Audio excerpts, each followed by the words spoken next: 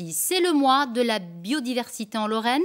La région soutient les agriculteurs bio comme Véronique Verdelet, maraîchère, horticultrice, qui a choisi de travailler la terre avec un cheval. Regardez. Ces jours de travail pour Hupette du pain de sucre. Viens là. Un travail de la terre pour lequel cette jument ardennaise doit être équipée après quelques coups de brosse. J'ai commencé à mettre ce qu'on appelle ce qui va être les porte-traits. Voilà. Et ensuite, en deuxième point, je lui ai mis son collier de travail. Et dernièrement, je vais finir par le filet.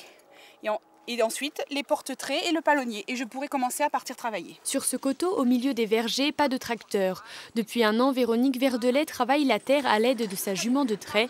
Un travail de préservation de la nature, physique pour l'animal, mais aussi pour sa maîtresse. Il faut avouer que comme on marche derrière le cheval, on fait autant de kilomètres, effectivement. Ça, c'est pas grave. Ce retour à l'agriculture d'antan a bien des avantages sur une petite exploitation comme celle-ci.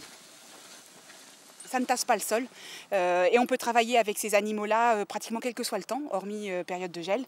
N'empêche qu'on peut aller dans les terrains en maraîchage bien avant que l'on puisse utiliser encore le tracteur. Allez.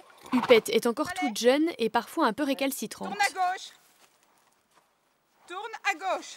Le mari de Véronique lui apporte donc une aide précieuse. Surtout en phase d'apprentissage, là, il y a encore besoin d'être deux pour manipuler le cheval.